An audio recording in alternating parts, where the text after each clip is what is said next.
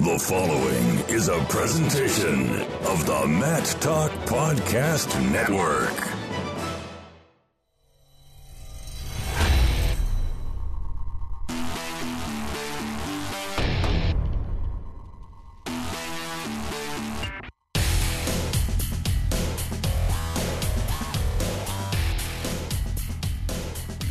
Welcome to the Short Time Wrestling Podcast. I am Jason Bryant, episode 361. This show brings you news, reviews, previews, and interviews from all things related to the world of wrestling. As the wonderful world of Twitter and wrestling turns, a story popped up in our news feed on the Matt Talk Online Daily Wrestling Newsletter, and I first saw it on mlive.com, and upon doing some research, our friends at the American Civil Liberties Union, yes, the ACLU, has filed a letter towards the National Collegiate Wrestling Association. This is the NCWA, and we're going to be playing a lot of alphabet soup today, so just keep notes, take notes if you have to. The NCWA about their alleged discrimination against an athlete from the University of Michigan Dearborn's club wrestling team, a woman that wants to compete with the men, whereas the NCWA has men's and women's divisions, and we'll talk about the things that are problematic with that, as well as the current landscape of college wrestling. On the program today, we're going to be joined by Catherine Shy. You may know her as Catherine Fulp-Allen. She is a board member for Wrestle Like a Girl, a nonprofit grassroots organization that has really led the charge in pushing to get women's wrestling to be an emerging sport within the NCAA. Also joining us is Shelby Morrison, a three-time All-American at Oklahoma City University. She wrestled in Texas, where it was girls high school wrestling throughout. And Julia Salata, a four-time All-American, two-time national champion at King University, currently serving as an assistant coach there as well. And actually, I forgot to give Catherine's accolades. She was a four-time WCWA All-American and a two-time champ. So first, Catherine, we're going to start with you. Welcome to the program. Thanks. Thanks for having me. This is, we've been wanting to have a lot more Wrestle Like a Girl stuff here on the program, and unfortunately, you get roped into this one to talk about something that doesn't involve your group. But Wrestle Like a Girl, again, a nonprofit organization, as I talked about in the open, aimed at getting girls wrestling sanctioned in a high school level and at the collegiate level. And I just want to know what your first reaction was when you started to see this video and the tweets from the ACLU pop up around social media. You know, I think the first reaction is always about our efforts and the positive effect we've had on pushing to have female versus female competition. So, you know, your first reaction is always, thinking about the opportunities that we've been able to really grow and how positive that's been. So it's hard not to think about, which direction should this go? I don't think this is black and white. And I definitely agree that nobody should be denied opportunity. But it is hard because we've had so much growth within women's college wrestling, and it gets much more difficult to navigate a landscape where you're having adult women wrestle adult men. And we've seen from our history, we know that we've pushed in the early stages of college women's wrestling to wrestle just against our same gender. And so it's not, I don't think this is easy to navigate. And you and your older sister, Sarah, your father, the late Lee Allen, who, of course, by the way, congratulations, is going to be part of the National Wrestling Hall of Fame induction distinguished member class. So, we lost your father, a little bit ago, and, basically he was a wrestling coach, been an Olympian, and he got you and Sarah into wrestling. And how much of those early years were wrestling against the boys with no women to wrestle other than each other? Well, first, thank you so much. We're so thrilled to have him a part of that, and to celebrate next June. We're really thrilled. We were very fortunate that in California we had a lot of people pushing to have female against female competition. My sister wrestled the varsity boys, and there was a lot of pressure to do so, but there was, in the end, a lot of why did we go that direction, because it wasn't what helped the sport.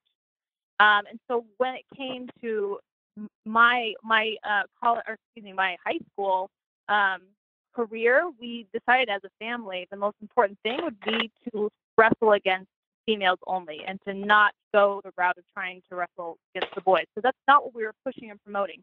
And it's, we've seen over and over, and we're seeing that now on the high school level, And obviously the college route, which has kind of been what we've been doing female against female in college, but we've seen across the nation, as soon as these girls decide to wrestle against their own gender, the sport really expands and the opportunities really come. So that means, is the opportunity there when you push to wrestle on the boys team or the men's team, or does the opportunity come when we say things need to change and we need to find ways to increase the teams, to find a better way for people to compete against each other? If distance is the problem, maybe there's other ways to navigate this.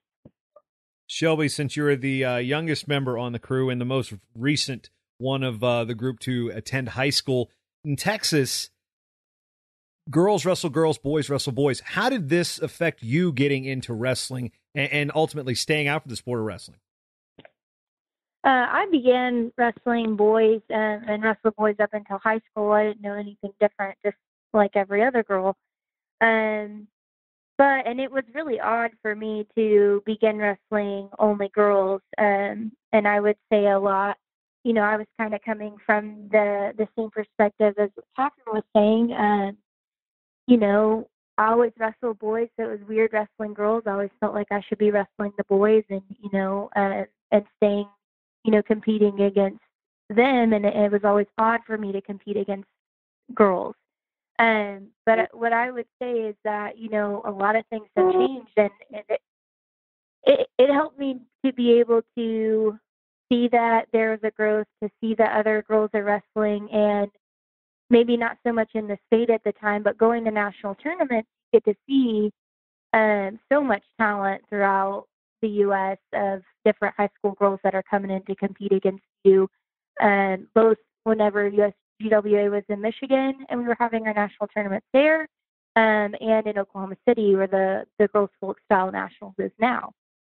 So, as far as getting kids out for the team, and this is something that coaches struggle with on both the boys and girls side at that age group, is bringing somebody out for the team and keeping them interested in seeing some level of success. I know when I started wrestling, for example, we were a powerhouse team. We were nationally ranked. So as a first-year kid, the opportunities to see the mat time were limited, and the fact I got the crap beat out of me all the time, usually is a deterrent for a lot of people.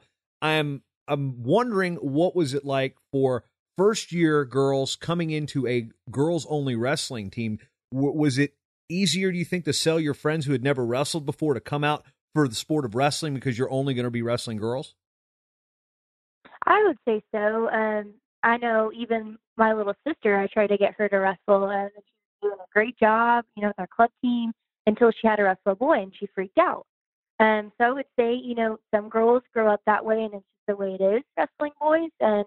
And high school level, it is a little bit awkward. You take into account that everyone's going through puberty, and it's a little weird to wrestle boys whenever you're starting off in high school. And it can be intimidating that you have to wrestle boys, and so I would say yes. I think that it's huge, for the sanctioned states for newcomers, and you're seeing a lot of women who have a lot of success at the collegiate and senior levels that didn't get started until 8th, 9th grade.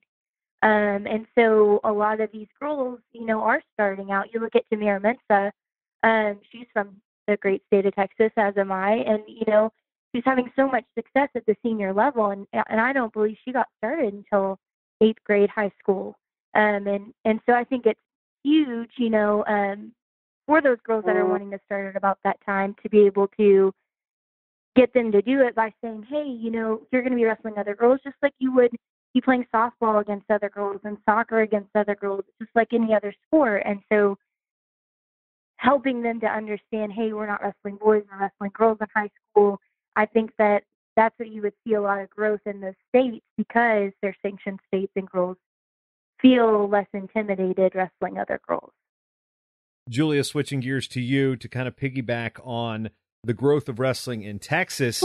As an active assistant college coach, Texas is where all the WCWA, and let's play alphabet soup here for a second, Women's Collegiate Wrestling Association. This is the WCWA, which the current number of wrestling programs is approximately 37. I believe there's teams that are starting next year that count within that number, like Central Christian, for example. But you coaches are going down to Texas because they've had an established girls wrestling high school division for a number of years. And what does that mean for you as a coach and you as a senior level athlete to sit there and be like, this is how it's done. This is why Texas is succeeding. This is why the Tamir Menses, as Shelby just mentioned, are having such success.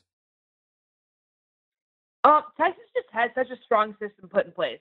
I remember going to Fargo the first time back in 2008, and a lot of states are represented, but you would see teams that had, a big team was considered having 8 or 9 girls.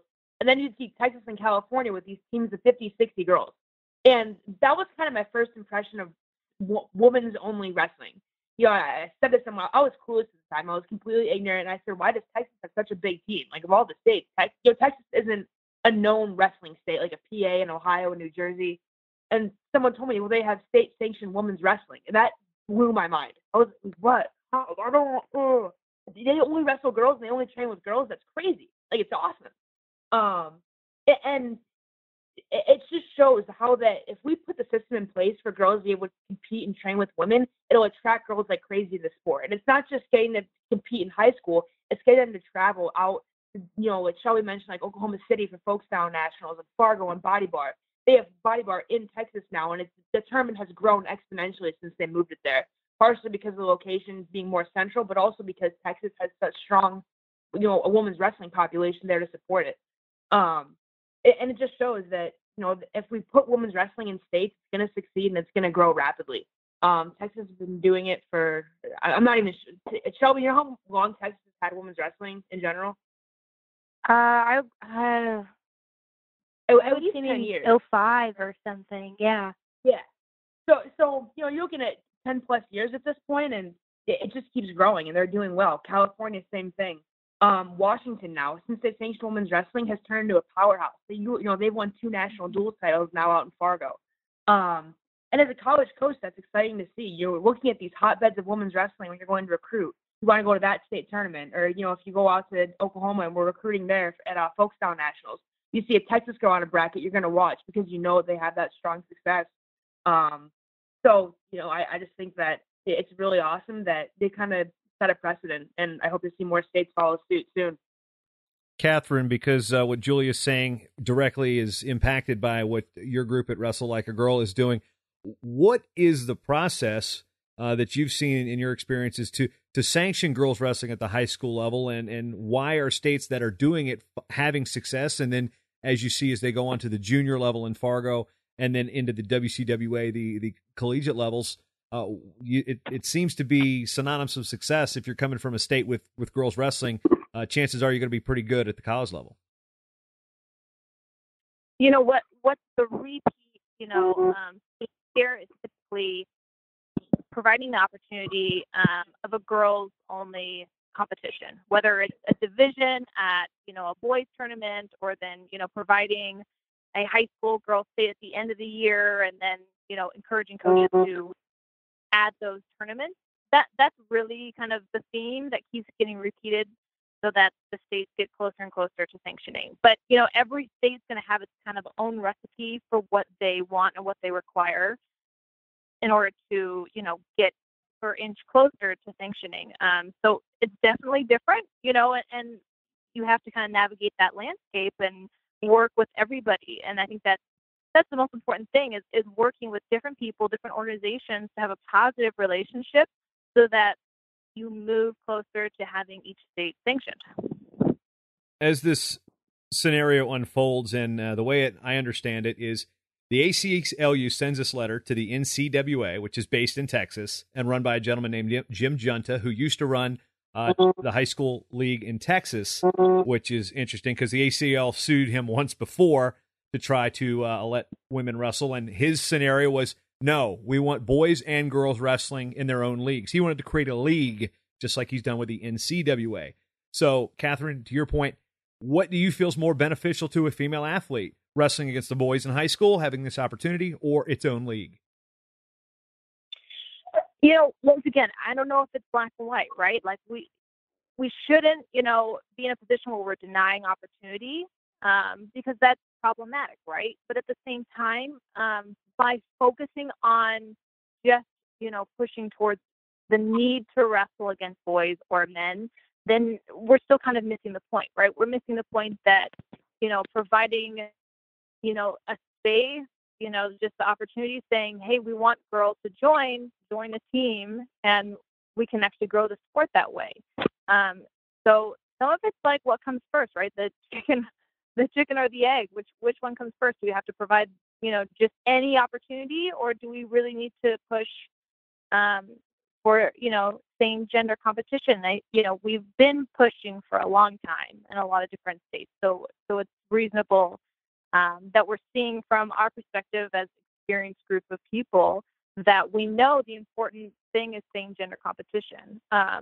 But, it doesn't mean it's not going to come without its controversies or its problems.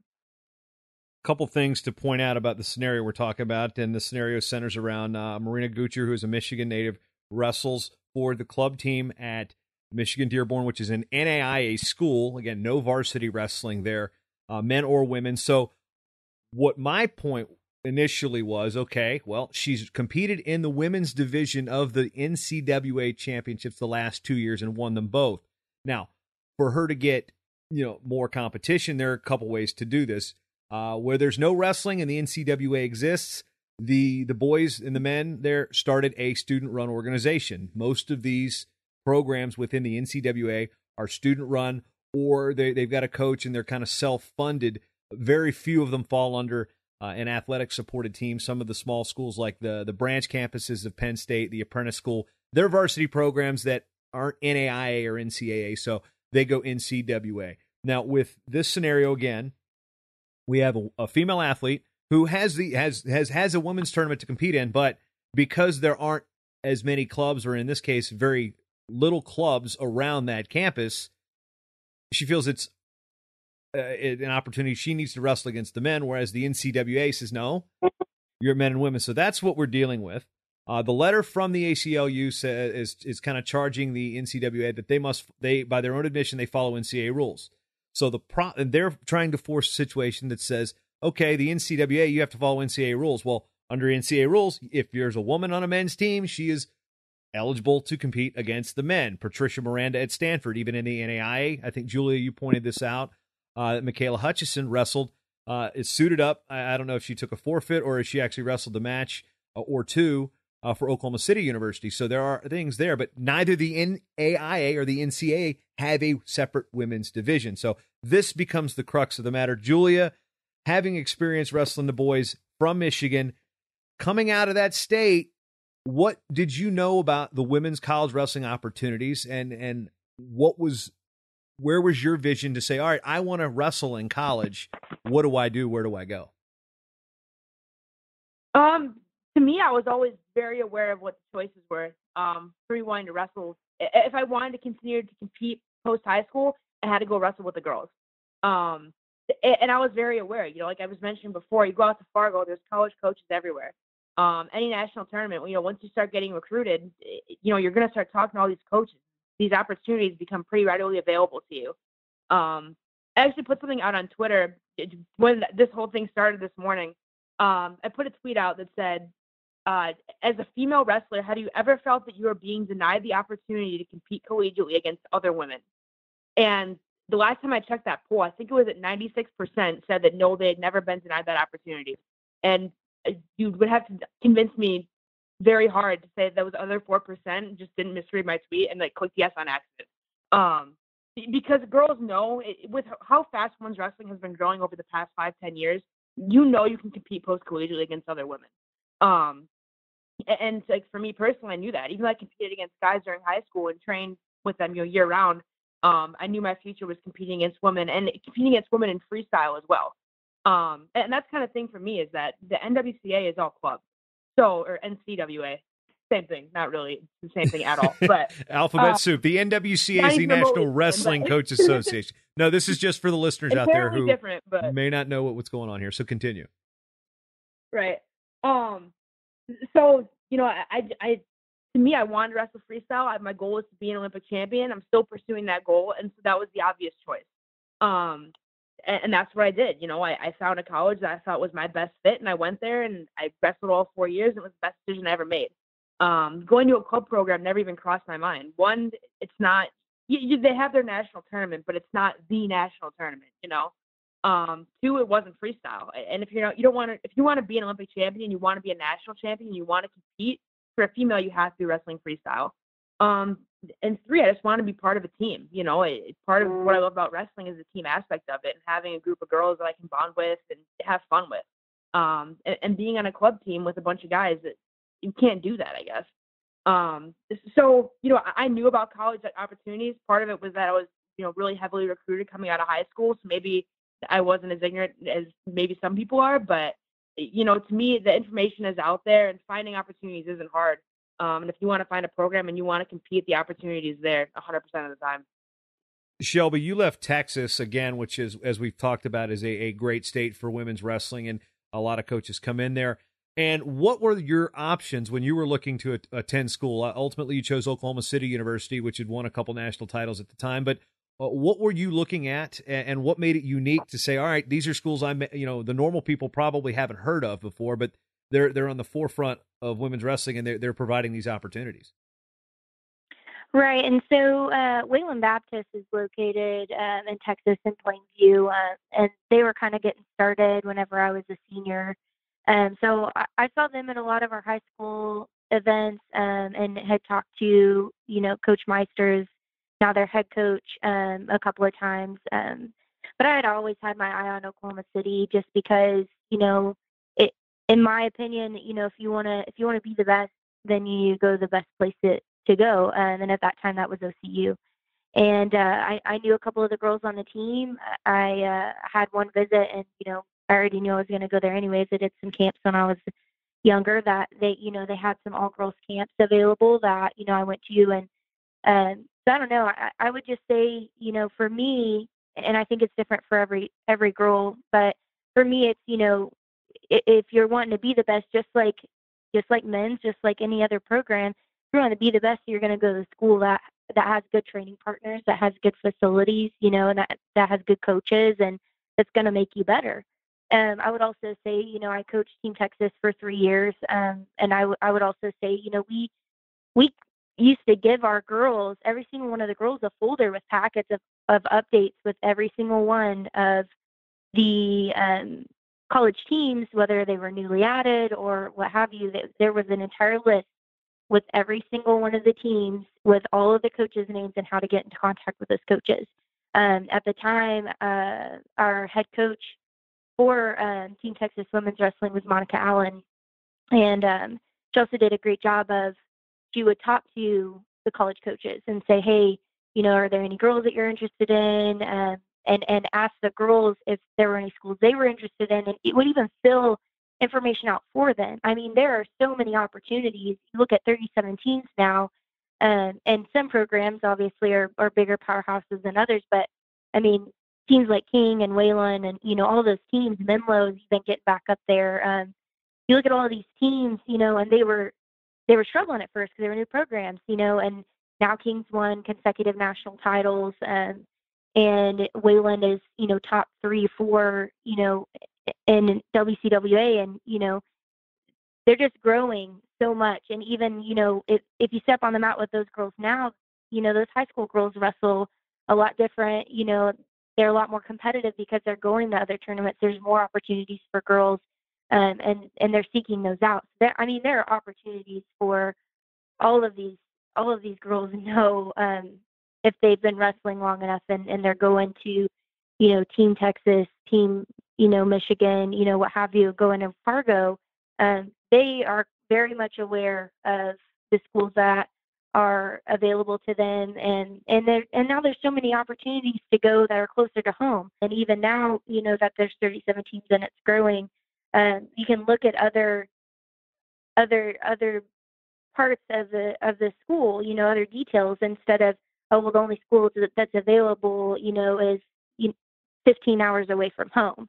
You know, there's so many opportunities to be closer to home, cost, you know, and so many things to look at when you're going to school, because there are so many more opportunities now.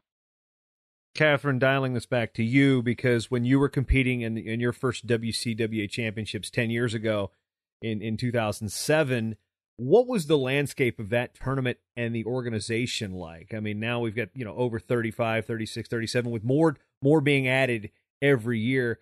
What was the dynamic of it team-wise? Your choice of Menlo was pretty easy because your dad started the women's program there. But when you look at the landscape of what it is now versus what it was then, explain what it was like going through those formative years of the WCWA. Well, I think it definitely starts, even before I was in college, and especially since my dad was part of that landscape at the very beginning.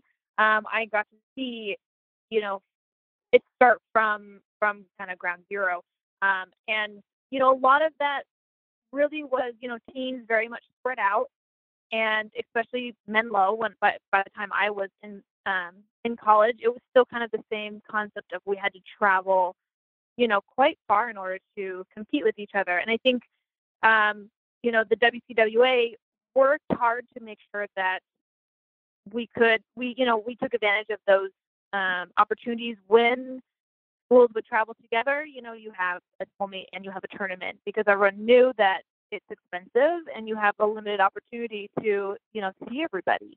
But I think that kind of push was what really helped influence what the WCWA is today, and everyone just saw the opportunity of adding women's. It's unbelievable how many college teams there are. Still not enough in California, but we're pushing for those next big steps, right, for NCAA. So, from the beginning to now, yeah, it's a huge shift, and schools are able to not travel as far because there's so many more within each state and within each region, and that was a big conscious effort and a conscious push. Julia, coming out of Michigan, which had a lot of success, you were part of that in Fargo at the cadet and junior levels, and just a moment that we did lose one of those women's wrestling leaders this week. Brent Harvey was killed in a motorcycle accident. So our thoughts and prayers to the Michigan wrestling community, his family, and everybody that he's impacted over the years. And this would be a perfect opportunity to have had Brent on the call because he would have had so many opinions about this situation. But Julia, coming out of Michigan with programs that the USGWA was based out of there, the late Brent Harvey's had the War of the Roses. There was so much women's wrestling there. How, going back to what Shelby said, how did you guys find out about the college wrestling opportunities? Of course, you're a bit of a wrestling nerd. You're looking up this stuff on the internet anyway, but say that your teammates that are, they're not tuned in to what Christy Morano was doing at the time. I mean, how do your wrestling teammates discover these places to go? For me, it was actually kind of funny. The first girls tournament I ever wrestled in was the USGWA National Championships in 2008. And it was just kind of a fluke thing because it happened to be held at a high school about 4 miles from my house. It was held at Livonia Churchill, which is a high school that's actually closer to my house than my own high school was. So I heard there was a girls tournament, and my coach was like, "Hey, do you want to go?" I'm like, "Okay, sure. I can go home between matches and take a nap. It's that close. Great. Awesome." So I didn't know if it was a local thing or what, and I showed up, and it's this big national tournament. And that USGWA at the time was huge. Me and Jenna Burkett were pulling up brackets from it a few years ago, and it was insane, some of the girls that were in that tournament. And when I was there that year, Takara Montgomery was there signing autographs, who just came off an Olympic team. And so that was kind of my first introduction to high-level women's wrestling. Not just high school, but, that was Olympic as opposed to collegiate, but that's when I kind of opened my eyes that I can compete post-high school against females if I want. And that for me, like, I set goals right away. I didn't know where I wanted to wrestle in college yet. The landscape of college wrestling changed a lot between my freshman year and my senior year, and me ultimately deciding to go to King. But that was how I was introduced to it. I saw that there were opportunities for me post-high school. And after that, kind of like what Shelby was saying earlier, when I was out in Fargo in high school, our coach at the time, Dave Reif, would sometimes have college coaches come and talk to us. We'd have a team meeting, whatever, and he'd go get the coach from Jamestown or Menlo or whoever it was, and have him come talk to our team saying, "Hey, I'm so-and-so from so-and-so university. We'd love to have you, come out for a visit. If you're interested, here's my card, here's my contact info." And then it was kind of up to you. If you, like I was saying before, if you chose to be ignorant to there being, opportunities post high school, then that was on you.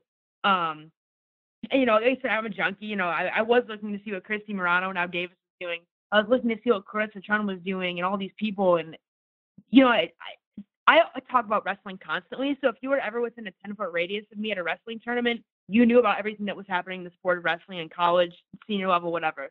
And I would just, I want to think that I was like doing my part without knowing it, just because I was always talking about, what colleges I was looking at and this, and some of my Michigan teammates, and we wanted to go to college together. So I'd say, hey, I'm looking at this school. If you want to schedule a visit for them, we can drive down together, split gas, or whatever it was. So, the opportunity to me was always there. And because I just talk about wrestling constantly, I try to kind of point girls in that direction. If they were saying they want to stay close to home, at the time, the closest school was Cumberland's to Michigan. So we had a lot of girls that went there for a while. It also helped that Elena Berube was the coach there, who's also a Michigan native. So we had a lot of connections there. But, I think Michigan especially, we send a lot of girls to college, and I think that's still going on today, and it's a pretty common trend for us. And now Adrian has a women's program, so Right. it's still new. So there is a varsity wrestling opportunity within the state of Michigan at Adrian as well. Yep. Yeah, Cliff Kashard's over there, really great guy, great coach. And they're starting to pull a lot of in-state talent, which is awesome for our, for Michigan women's wrestling in general. It's huge. And they're also starting to pull in some out-of-state girls now, too. They have a girl from PA there. They actually have a Canadian girl there. So it's cool that we're not just helping our own girls and helping our own Michigan pipeline, but we're bringing women's wrestling collegiately to Michigan from out of state, which is going to help our program at the state level grow immensely.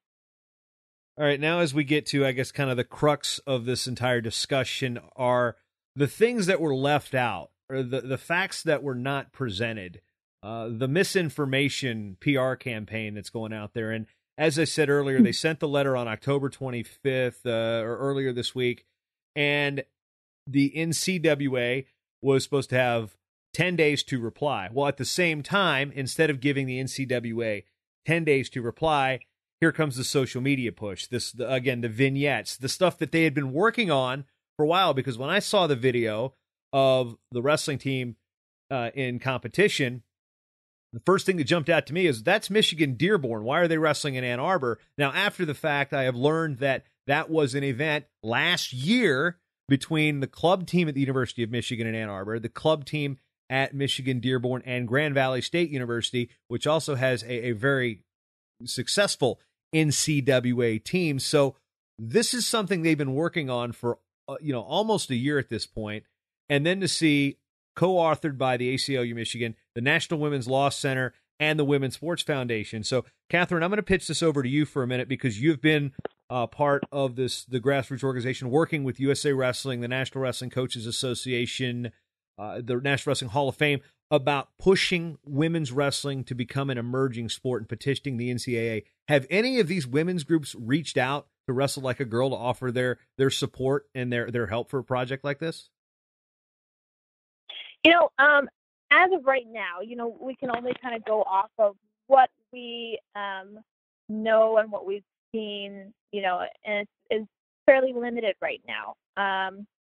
So we definitely don't know anything of the fine details of the lawsuit or anything like that. But I think the idea is to work positively with any organization who wants to reach out and work together. I think within the whole wrestling community, which I think is where a lot of, maybe the heat is coming from, is everyone feels like we've made such positive pushes in the right direction for increasing opportunities for women's wrestling that everyone feels a little bit like, hey, like, what happened here? We have been pushing for these opportunities.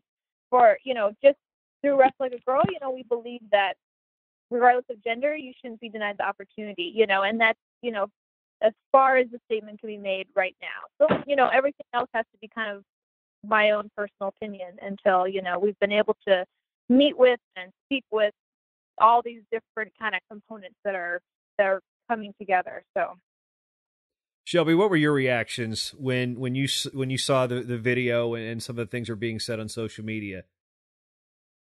I would say that I felt similar to Catherine, and I, as well as many females, followed, wrestle like a girl, and we see everything that Catherine and Sally Roberts and all of those women are doing from their gala that they have, raising all this money and bringing in, both young and senior level girls to kind of get to see, and show people who these women are. I would say it was just disappointing, and it was a couple of steps back, I felt, because we've made so many strides. We've got D1 coaches sitting here. It almost seems getting on board about women's wrestling, seeing that there is an opportunity to grow the sport and to grow, even their university as well. And I would say, there's even, you look at those opportunities as well. RTCs are huge right now. And there are girls that are even going and choosing to do that. They're going to D1 programs, and they're maybe not competing, for the college, but they're getting that coaching, and they're working out with people there. So I would say, it was just disappointing, because I do feel like women's wrestling, has made such a big push. We've got so many teams in WCWA. We got, those RTC programs. We had our first Olympic champ this year. I just can't see how women's wrestling hasn't, to this point, done everything we possibly could to rally for these girls and to rally for college wrestling, and then to give opportunities to women.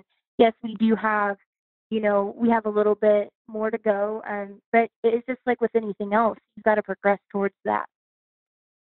What do you think about the question about should Miss Gucci, for example, be allowed to compete against the men when there's a women's organization? Do you feel like if she wanted to compete against, she wanted to compete in college, she should have chosen a college that has women's wrestling? Because I think we've beaten the point to death that there's a lot of information out there about those opportunities, and I understand that she was even approached by a number of colleges to consider going there. When you say somebody's fighting for the chance to wrestle in college, they chose a school that didn't have a wrestling team, men or women's, and they had to go the club route. It's just so disappointing and frustrating, like I said.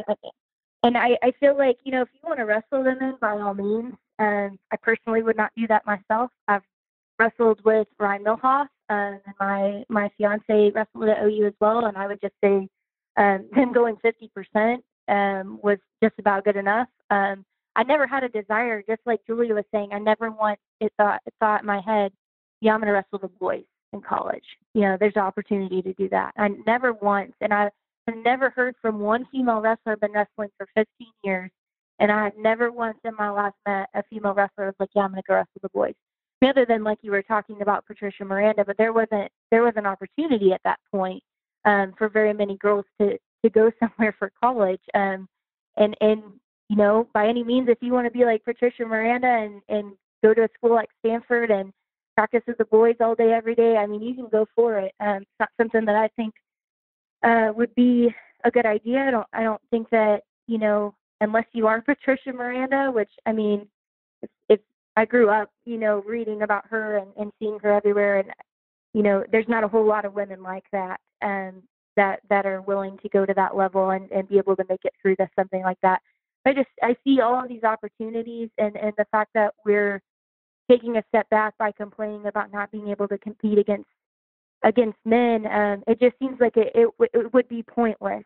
You look at soccer, you look at softball, all of these sports that have men's and women's programs. You don't see soccer players asking, like, can I go play against the men's team? Or can I need, equal rights. I need to be on the men's program here. And so, yes, we're pushing for a lot of things, but if she wants soccer to do that, but I wouldn't go as far as to say that she's being discriminated against, because there's all of these programs available to her.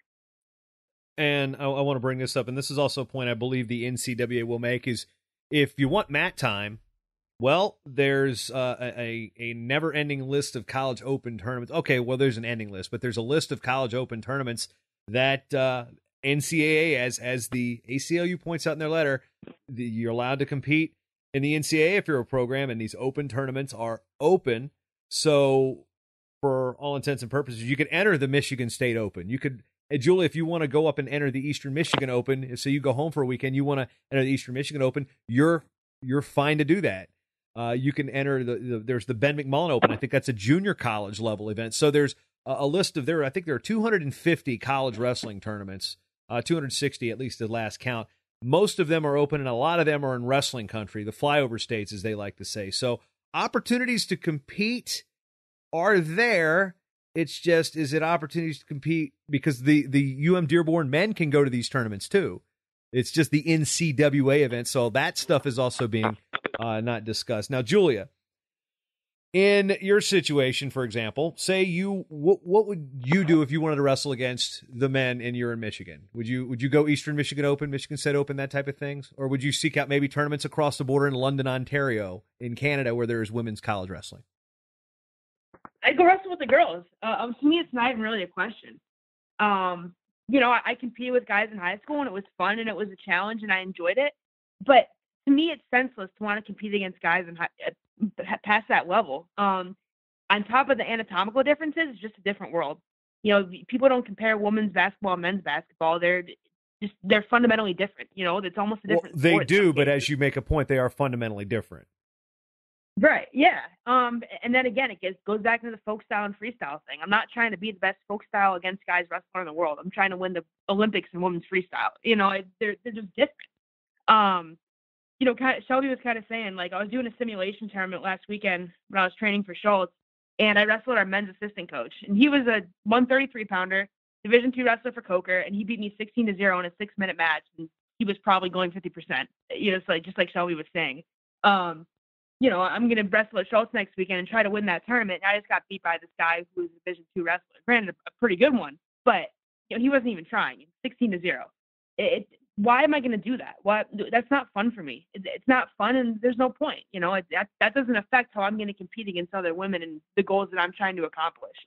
So, being from Michigan, like you said, you can go to Western Ontario. It's 45 minutes across the border, and you're there.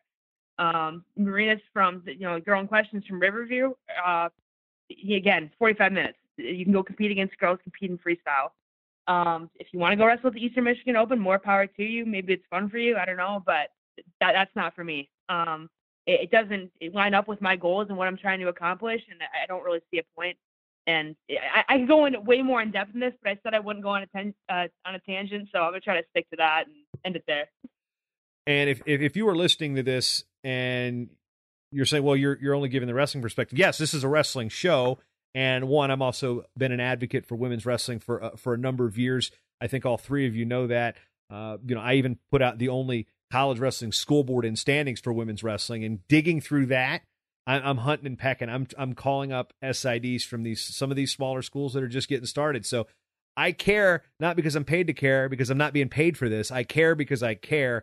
And seeing moments like Helen Maroulis win the Olympic gold medal in Rio in 2016, I had tears streaming down my face when that happens, because we got to see what wrestling can do for so many years it was a men's only sport. I got to see the bearing of fruit that the program at USA Wrestling in this country has provided. So those opportunities can be had. All three of you know that.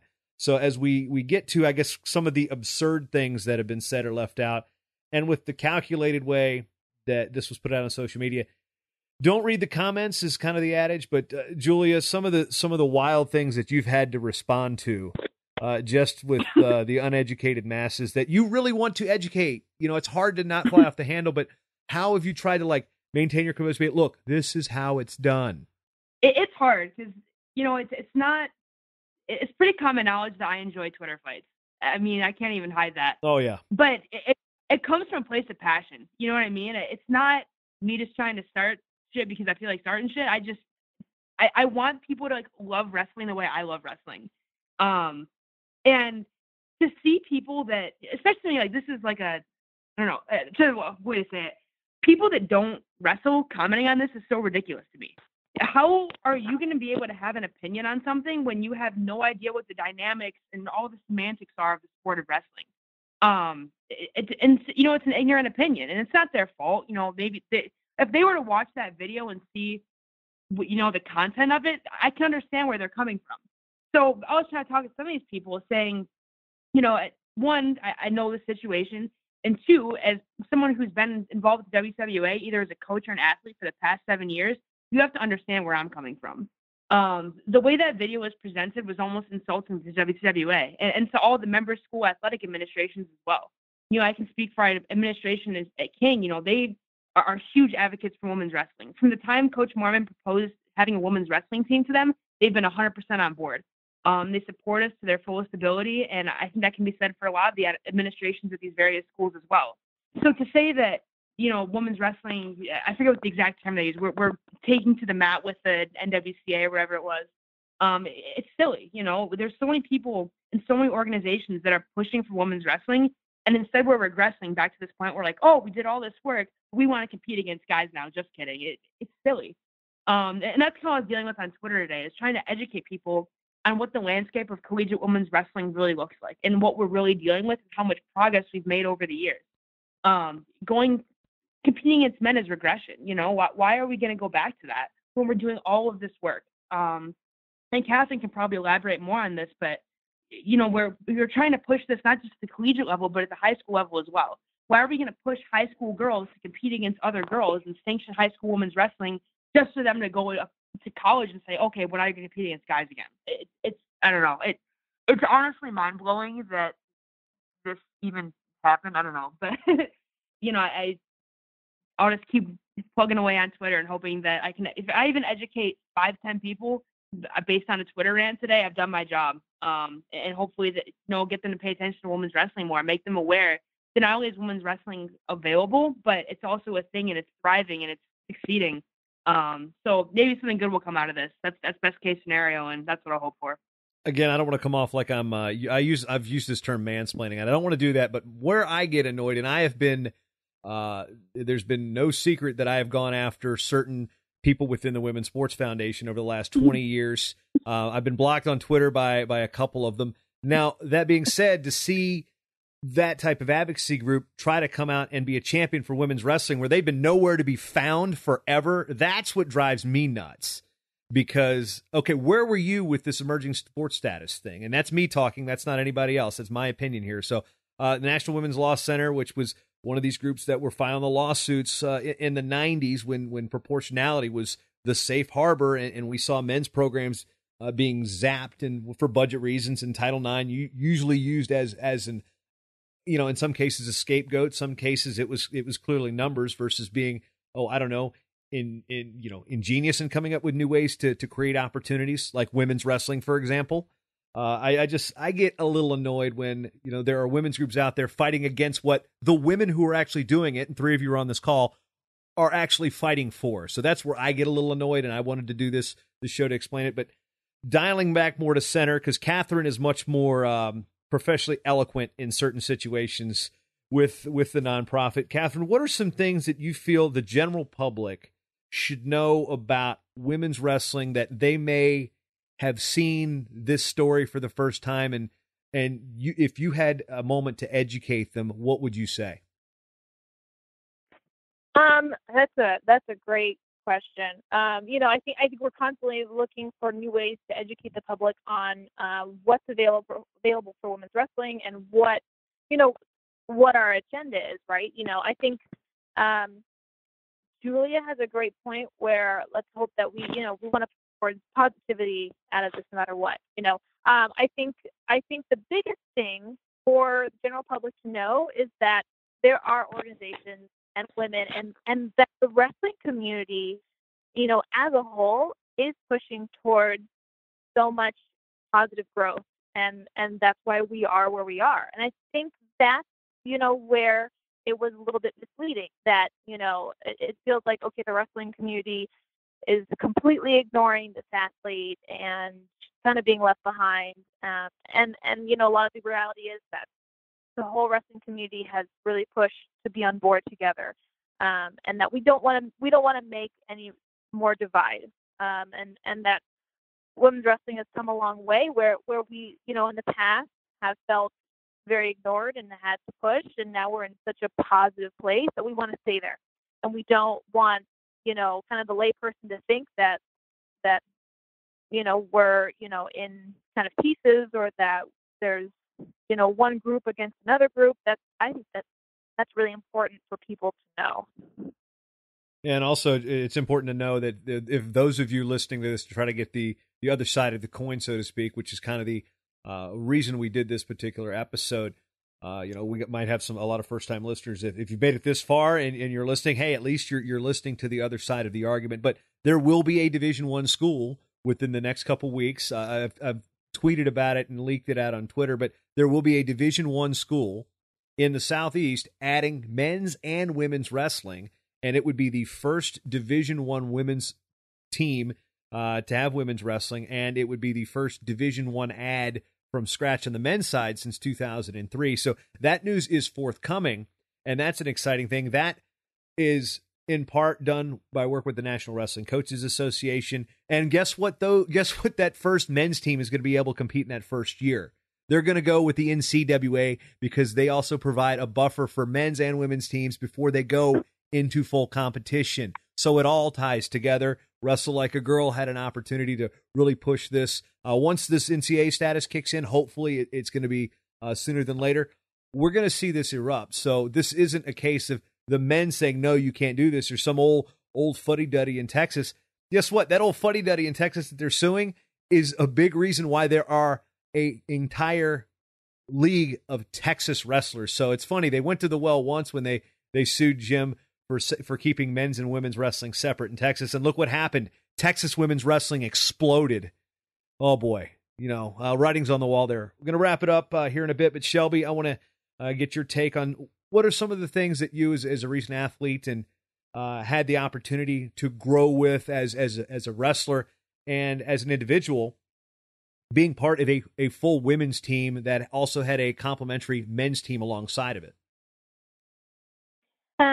I would say, for one, it was huge to be on an all-women's team. Growing up, I wrestled boys, and I didn't really, for a while, I didn't really even know that other girls wrestled. And then even going into high school, granted, Texas, is growing and everything like that, but there were a lot of girls that were starting in high school and that weren't on the same page with me. And so, it was one of the coolest things getting to be on a team with a group of women who are all coming from the best in their state, and who were on the same page, mentally with me with the sport, who loved the sport like I did, and who wanted to be there. Having a men's team as well, I don't necessarily know that it was beneficial for the women's just because they separate it so much. Men's have their own practices that they hold at a completely different time than the women's. Granted, I would say that we support each other pretty well. You have not very many people come out to watch NAIA wrestling as far as OCU is concerned.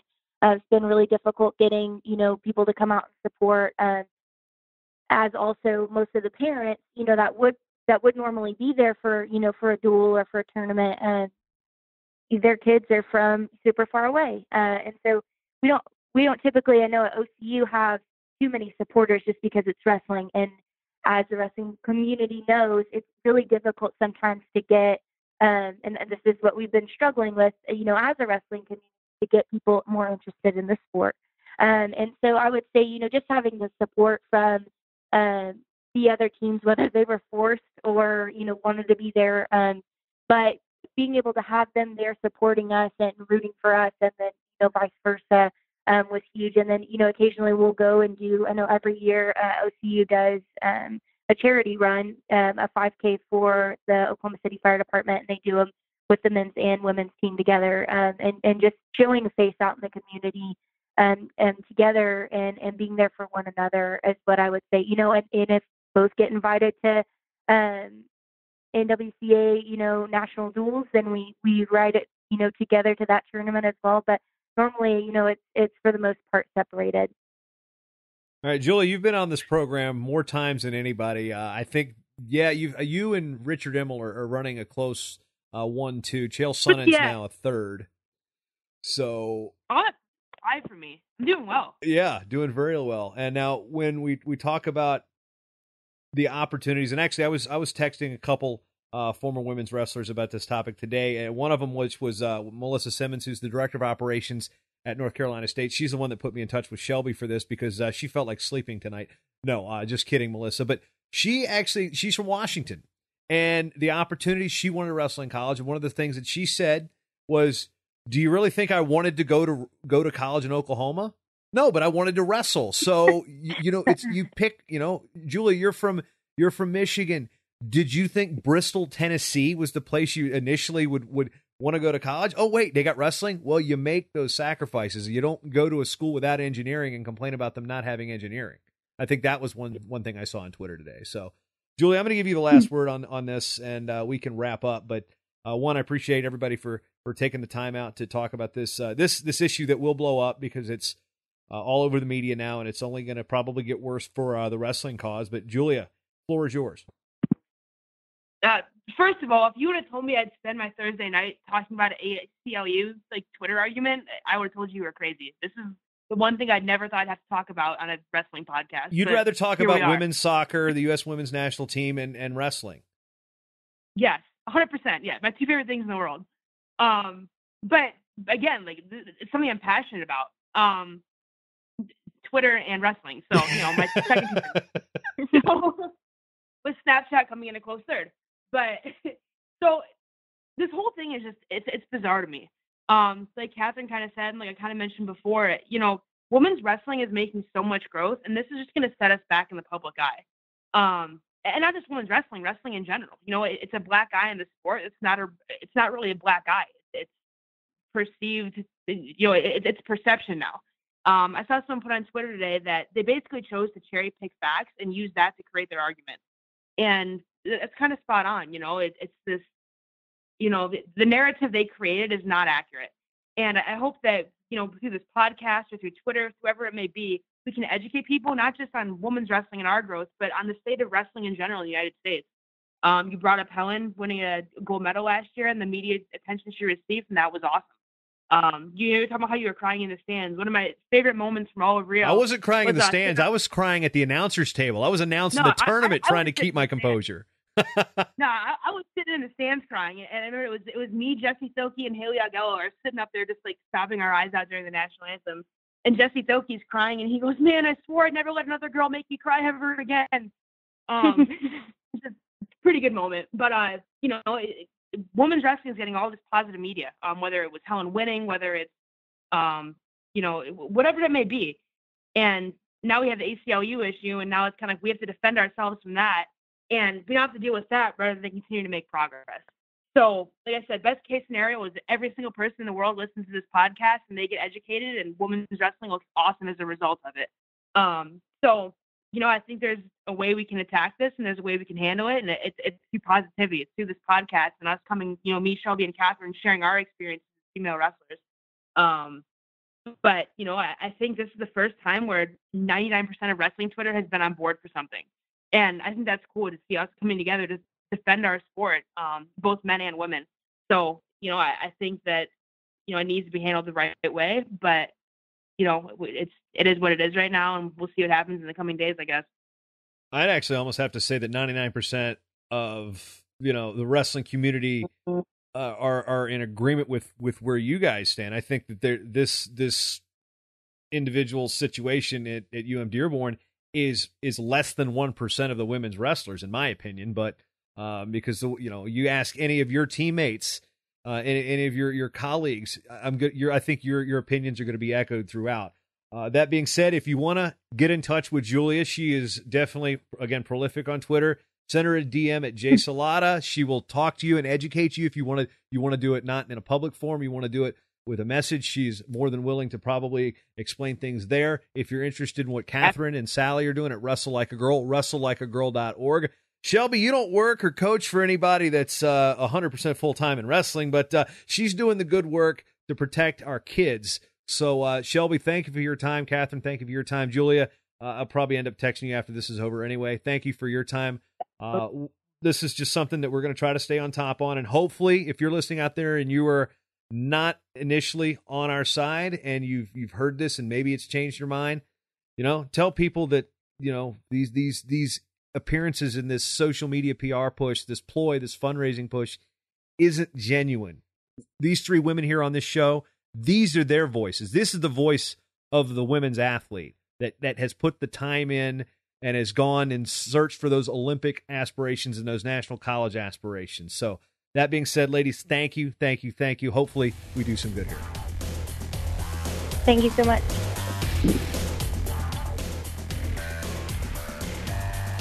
The Short Time Wrestling Podcast is proudly outfitted by Compound Clothing. Shirts, singlets, custom gear orders, everything you need. Call up Cliff and the crew at cmpteamwear.com. First time listening? Well, you can change that by going to MattTalkOnline.com/GetShortTime to subscribe on Apple Podcasts or listen on your favorite podcatcher at MattTalkOnline.com/listen.